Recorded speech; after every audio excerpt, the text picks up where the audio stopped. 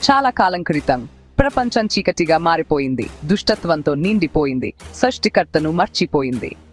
కానీ ఆ గందరగోళం మధ్య నోవహు అనే ఒక మంచి మనిషి ఉన్నారు. ఒక రాత్రి దేవుని స్వరం అతనికి ఒక ముమ్యమైన అజ్ఫోతో వచ్చింది. ఒక పెద్ద పరోను నిర్మించు. ఆయన అతనికి ఇలా చెప్పారు, గోపర్ కల్పతో పరోను తయారు చేయి, లోపల గదులు ఉండాలి మరియు దానికి కీలు పూయాలి. అది నిన్ను మరియు నీ కుటుంబాన్ని రాబోయే నీటి నుండి రక్షించడానికి ఒక ఆశ్రయం అవుతుంది.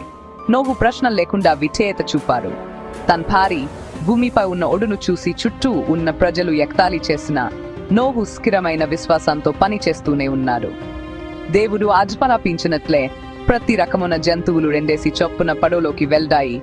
ఓడి యొక్క కదర్తలోకి పొడవైన మరియు శాంతియుత ఆరగింపు. అప్పుడు పడవ యొక్క పెద్ద తలుపు మూసివేయబడింది. ఆ తర్వాత ఆకాశం తెరుచుకుంది మరియు చాలా గట్టిగా వర్షం పడటం ప్రారంభించింది. నల్లి పగళ్ళు 40 రాత్రులు నీరు ఎత్తన పర్వతాలను కూడా కప్పేసింది. లోపల పడవ విశ్వాసంపై తేలింది.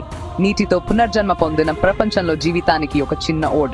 చివరకు నీరు తగ్గిపోయింది. పంపబడిన పావురం ఒక తాజా ఒలివ్ ఆకుతో తిరిగి వచ్చింది. భూమిపై కొత్త జీవితానికి ఒక అందమైన సంకేతం. నోహు మరియు అతని కుటుంబం ఒక స్వచ్ఛమోన్ కొత్త ప్రపంచంలోకి అడుగుపెట్టి తమ రక్షణకు దేవునికి కొత్త కంతలు చెప్పడానికి ఒక బలిపీఠాన్ని నిర్మించారు. అప్పుడు ఆకాశంలో ఒక అద్భుతమైన దెన్సు కనిపించింది. అది దేవుని వాగ్దానానికి సంకేతం. నేను మల్దై ఇలాంటి వరదతో భూమిని ఎప్పటికీ నాశనం చేయను. నోహు కథ మనకు ఇది బోధిస్తుంది. ప్రజలు ఎగతాళి చేసిన విధేయత చూపడం మరియు చీకటి సమయాల్లో కూడా ఆశ కలిగి ఉంటాం. ఎందుకంటే కొత్త ప్రారంభం ఎల్లప్పుడూ సాధ్యమే. చూసినందుకు ధన్యవాదాలు. For more information, follow me.